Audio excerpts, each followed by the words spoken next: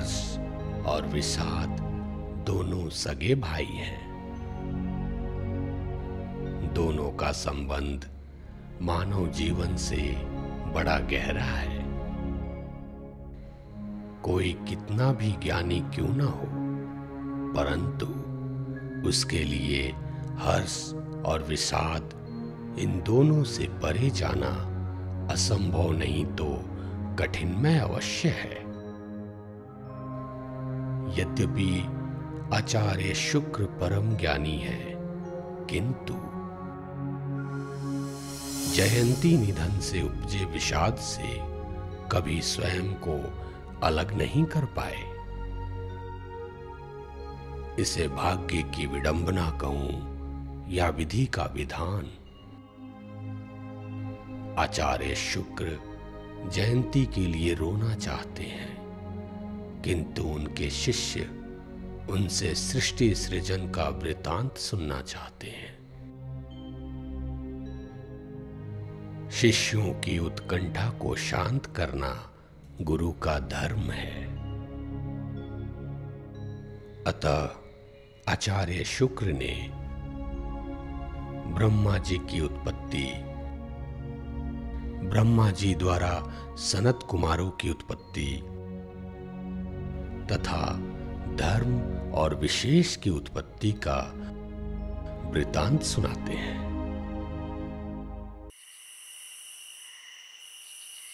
आगे की कथा आरंभ करने की कृपा करें गुरुदेव।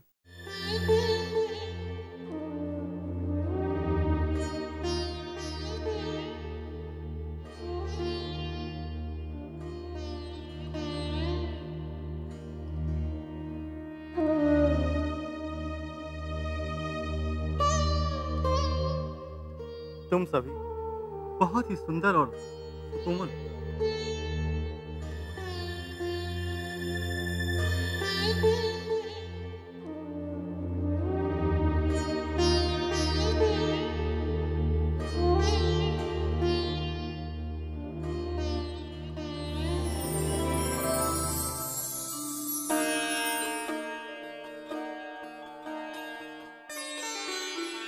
तुम्हारी सुंदरता और सुकोमलता देखकर यही इच्छा हो रही कि तुम सभी सदैव बालक रूप में रहो, क्योंकि बाल रूप में ही तुम्हारी सुंदरता और सुकोमलता बनी रहे। मेरा ये आशीर्वाद है कि तुम चारों भ्राता सदैव 8 वर्ष के बालक रहो, किंतु ज्ञान में ऋषियों और महर्षियों के समान। हे आदरणीय जनक, हम कौन है, आप कौन है?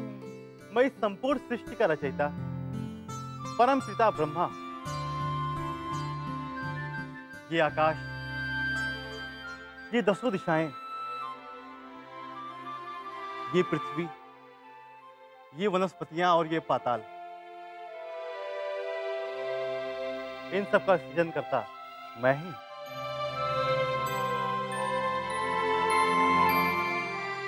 मैंने ही इनका नामकरण किया और तुम्हारा भी मैं ही करूं।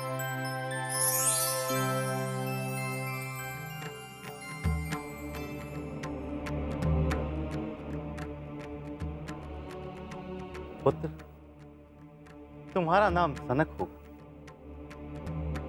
और तुम संपूर्ण सृष्टि में सनंदन नाम से जाने जाओगे। और ये सनातन नाम से जगत विख्यात होंगे। आओ पुत्र सनत कुमार। जी पिताश्री।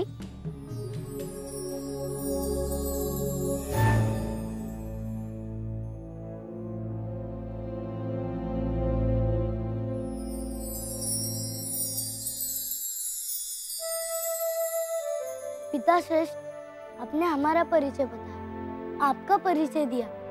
अब कृपा करके हमारे कर्तव्य से हमें अवगत तो करें, जिससे कि हम हमारे कर्तव्य मार्ग पर अग्रसर हो सके। अवश्य पुत्रों, अवश्य। कर्तव्य ही तो प्रधान होता है, क्योंकि उत्तम कार्य करने वालों को उत्तम और निष्कृष्ट कार्य करने वालों को निष्कृष्ट स्थान प्रदान होता है।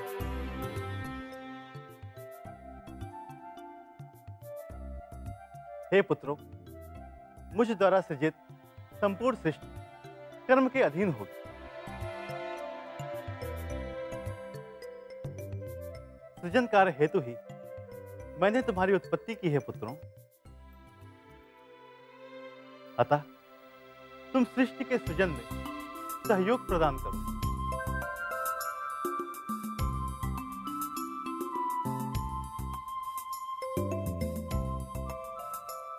कहो पुत्रों, तुम सब चुप क्यों हो गए? सृजन कार्य हम बालकों के द्वारा भला किस बात ही संभव होगा पिताश्री?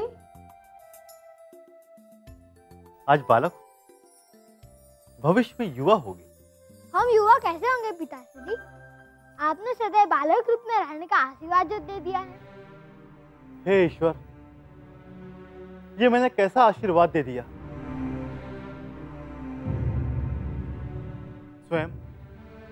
स्वयं अपने ही बंधनों में बंध गया मैं।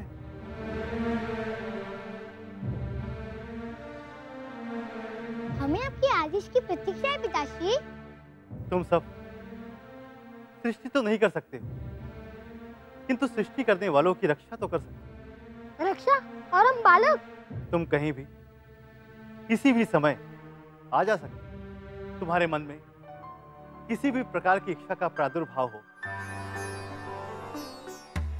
उसके पहले ही तुम्हारी इच्छा पूर्ण हो जाएगी। इच्छा पूर्ण होने से रक्षा का कार्य भला किस बात ही संभव है? इच्छा का संबंध तो स्वयं की आकांक्षा से होता है पिताश्रेष्ठ। तुम्हारा कथन अक्षरशः सत्य है। इच्छा का संबंध आकांक्षाओं से होता है, और वे आकांक्षाएं ही होती हैं जो प्राणी को कर्तव्य करने की प्रेरणा देती है। यह अलग बात है कि आकांक्षाएं सात्विक हैं, तामसिक हैं अथवा राजसी। परंतु इसका ज्ञान हमें किस बात की होगा? ये हमारे मन में उत्पन्न होने वाली विचार किस श्रेणी की है? सात्विक, तामसिक अथवा राजसिक? वास्तव में ये तीन गुण हैं जो प्राणी के विचारों से जुड़े हैं।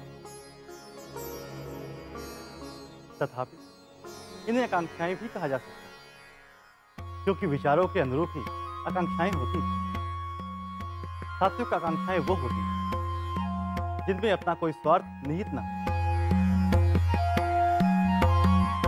अर्थात वह इच्छा जिसमें दूसरों का भला हो, जगत के कल्याण हेतु किया गया कार्य सात्विकता की श्रेणी में आता है। और दूसरों को कष्ट प्रदान करने हेतु मन में जो इच्छा उत्पन्न होती है उसे तामसिक कहा जाता है। राजसी गुण राजाओं का गुण, धन, ऐश्वर्य, सुख भोग के साधन प्राप्त करने की इच्छा से किया गया कार्य राशि कहा जाता है। जाओ पुत्रों, जाओ और कार्य में संलग्न हो जाओ। किंतु आपने तो कार्य बताया नहीं पिताश्री। ईश्वर की भक्ति और ईश्वर का तप, और तब से तुम्हें ज्ञान की प्राप्ति हो, और तब से तुम्हें स्वयं ज्ञान की प्राप्ति हो और कर्म बोध।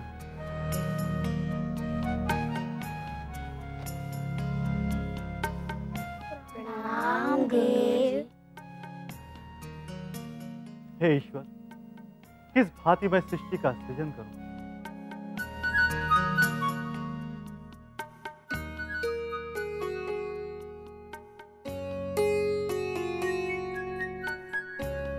मेरे विचार से तप हेतु यह स्थान उत्तम है। उत्तम ही नहीं, अति उत्तम है। यहाँ कितनी शांति है। हाँ भ्राता, ईश्वर के तप के लिए शांत वातावरण सर्वश्रेष्ठ होता है। तप हेतु उचित स्थान है यहाँ।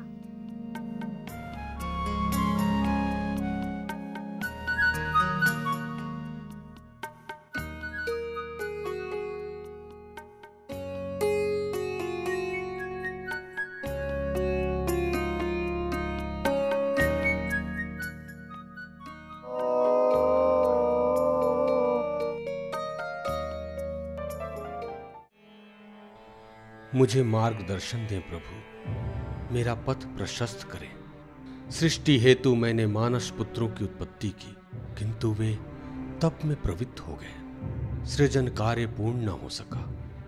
सृष्टि विषयक मेरे सभी प्रयास विफल हो गए। मैं सृष्टि कार्य का संपादन न कर सका। मैं आपके आदेश का पालन न कर सका। हे ब्रह्मदेव, आपका अब तक का सृष्टि हेतु किया गया प्रयास सार्थक है, किंतु पूर्ण रूप से सार्थक नहीं है। सृजन पूर्ण रूप से सार्थक तब होगा जब आप पूर्ण प्रयास करेंगे। आप समर्थ हैं, सृजन करो देव। मानसिक सृष्टि की रचना करो, किंतु उससे पूर्व अपनी क्षीण हुई मानसिक शक्ति को प्राप्त करने हेतु तप करो, तदुपरांत सृजन। भ्राता धर्म, हम परमपिता ब्रह्मदेव के मानस पुत्र हैं। पिता के प्रति हमारा भी कुछ कर्तव्य है, किंतु इस घड़ी हम अपने कर्तव्य से विमुख हो रहे हैं। भ्राता विश्वेश, आपका कथन सत्य है। इस घड़ी पिताश्री चिंता से ग्रस्त हैं। हमें पिताश्री की चिंता दूर करने का कोई उपाय करना चाहिए। भ्राता धर्म, कोई उपाय तो हम तब करें जब हमें ज्ञात हो कि चिंता का विषय क्या है।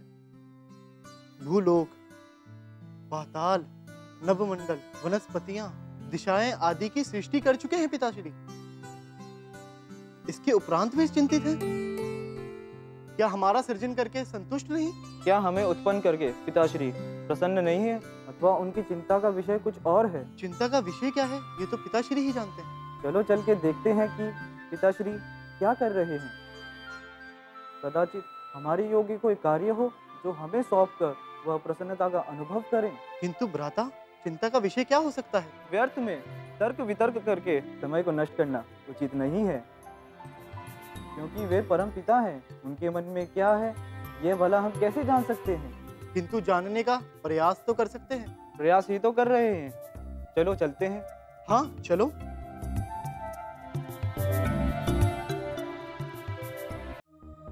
ओम नारायणाय नमः।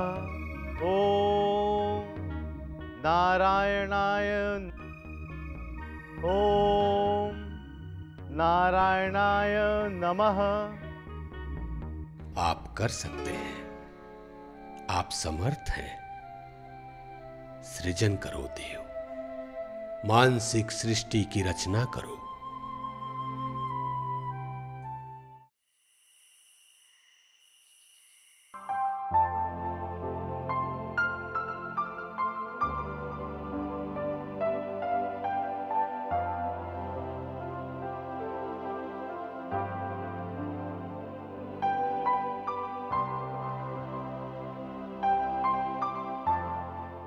गुरुदेव,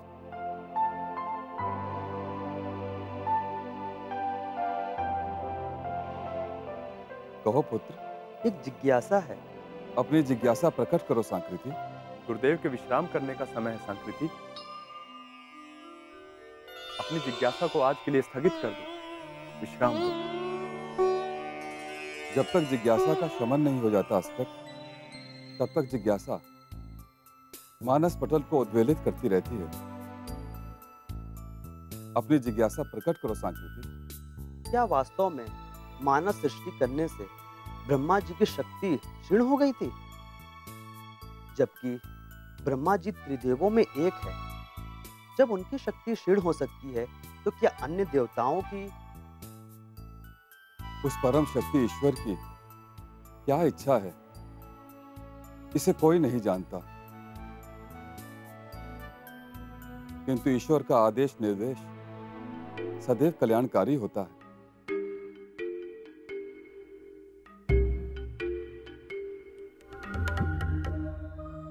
तब वो महान शक्ति है जिससे असंभव कार्य भी संभव हो जाता है, जिसका साक्षात प्रमाण मैं स्वयं। किंतु ईश्वर इच्छा तब वो महान शक्ति है जिससे असंभव कार्य भी संभव हो जाता है, जिसका साक्षात प्रमाण मैं स्वयं हूं। किंतु ईश्वर इच्छा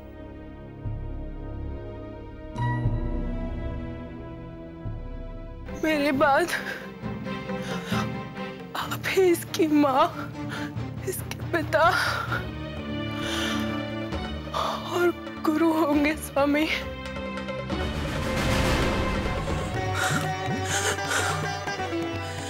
स्वामी,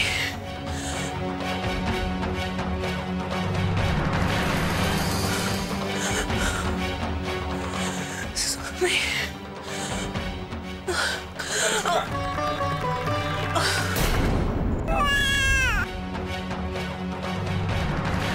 ब्रह्म ज्ञानी शुक्र, हमने तुम्हें बताया था कि स्वसंबंधियों पर यह विद्या कार्य नहीं करेगी, अर्थात ये पुत्र कि तुम अपनी भार्या जयंती को मृत संजीवनी विद्या से जीवित नहीं कर सकते।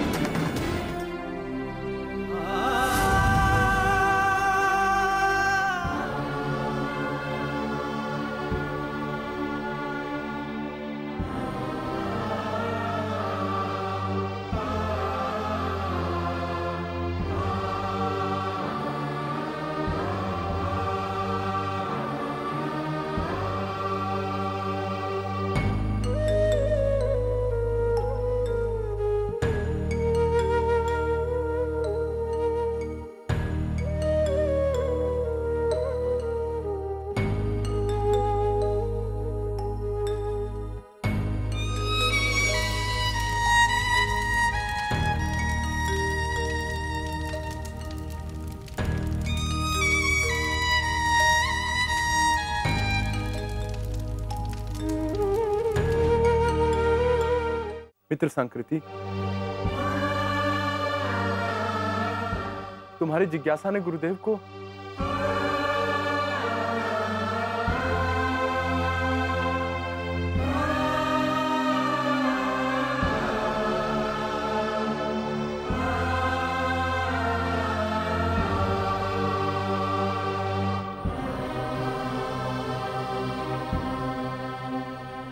मैं क्षमा प्रार्थी हूँ गुरुदेव, मेरे जिज्ञासा के कारण आपको दुख हुआ।